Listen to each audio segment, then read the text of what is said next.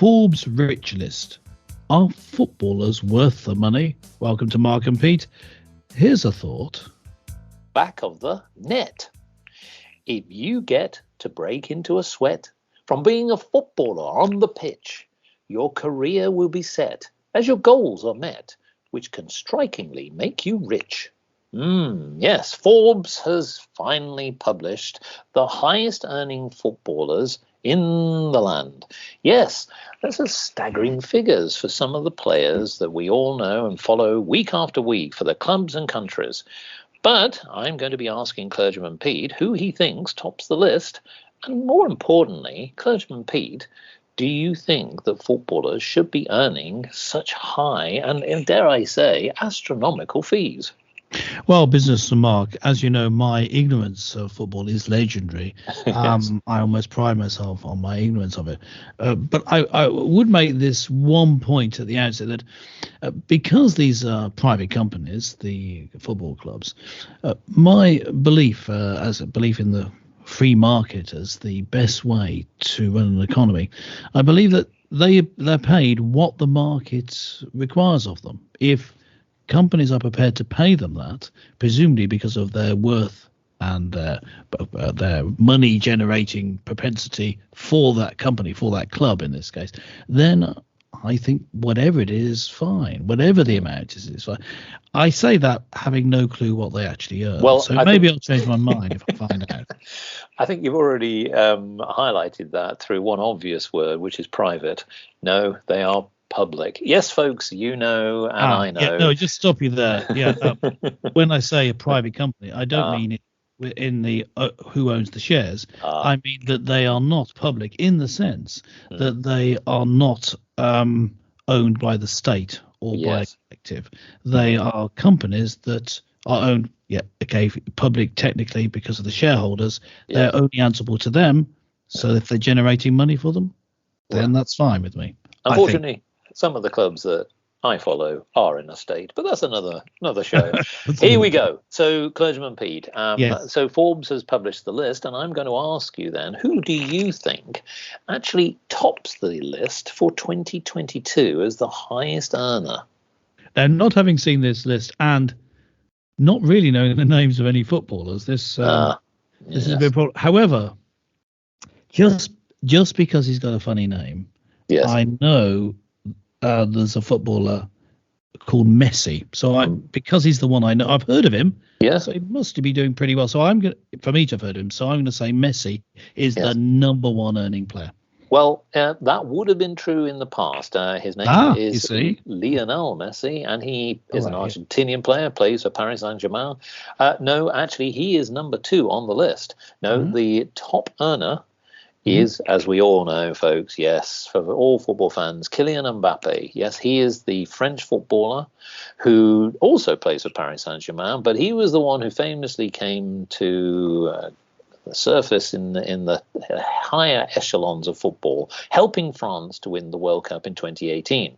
Since then, he has lifted 11 trophies at the club, which he plays for, and he's played for 4 Ligue 1 titles since joining from Monaco. Now, the fact of the matter is he is, without any doubt, a fast and skillful player, and really puts fear in the gods of any defender who's really up against this player. The fear of God, I think that's the fear. Well, I was trying to avoid the hand of God, which was a different player, as we all know. Yes, because for I've many England players, that was a bad moment. So the point here is that Kylian Mbappe is a very, very well-rewarded player. But now we come on to the rewards, because, Clergyman Pete, how much do you think he will earn this year alone? Well, business and Mark, I'm thinking that it's going to be, just hear me out with my thinking, I think it's going to be a large amount. Yes. I'm thinking what they're worth to the company. I'm thinking, say, like a high tier executive, I'm going to put them at that sort of level. Good. Just in a broad brush figure. 100,000. 100,000 what? dollars or pounds? Well, what are you asking me? I was thinking pounds.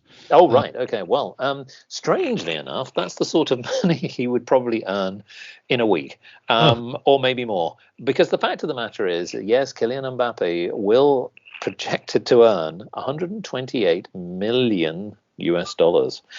The staggering amount. Now, Lionel Messi, as you referenced, will earn approximately 120. I'm sorry, Lionel. You're not going to be as rich as Kylian. Surely they're making this amount for their clubs, for these. No. This is what he personally will make. Folks. No, but what I mean is, if they're paying him that, the club believes he's going to bring in that. Now we come on to another matter. Yes, now, so basically there, as we all know, for all our footballing fans, is that there are regulations set by UEFA, and that is that you can't just spend anything. So in theory, the idea being is that you shouldn't exceed certain constraints and criteria on spending on players, both in terms of salaries and purchases of players. We do know that some teams have flouted that rules and they have been fined. But the bottom line is, yes. So what's happening now is sport has changed. It's not just a game. It is a business. So not just only for the individual football players who are promoting their brand, they're promoting their team's brand. So clearly merchandising, whether it be shirts and other memorabilia around the player and around the club, become big earners. And I think that the thing here is, Cledger and Peter, I do agree that I think that that's great for those clubs. But where I have the concern from a commercial perspective is a lot of these clubs aren't always run that well. And what we've seen in the last 20 years is some clubs either go out of business, the smaller clubs, but even some of the perceived big ones, those who've been around for many, many, many years, over 100 years, have struggled.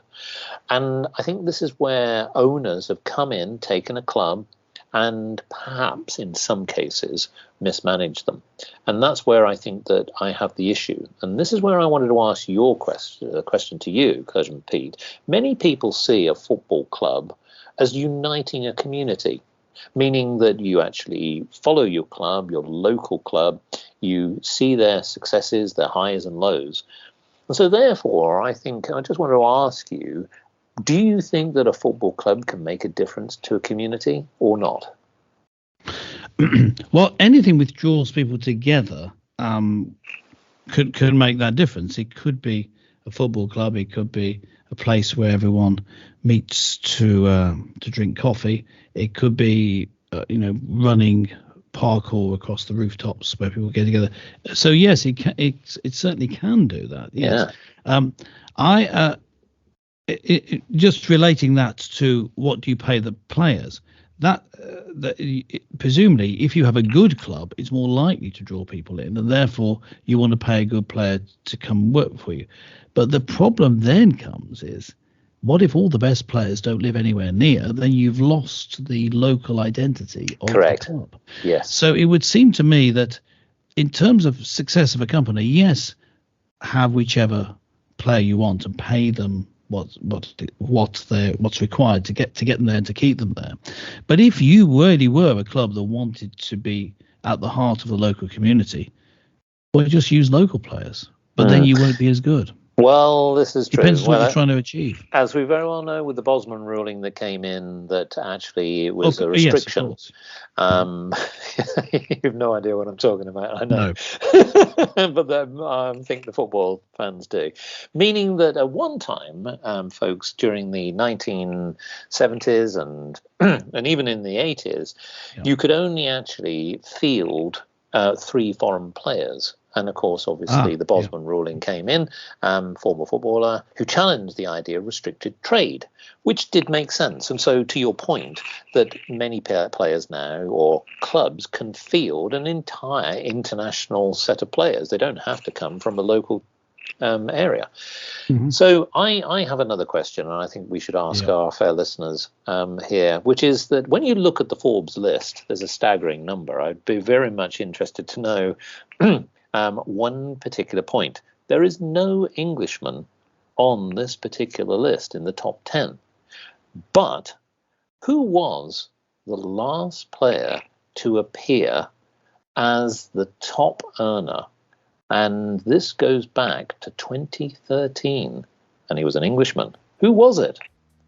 Let's pitch that to our listeners. Yep, answers on a postcard, please.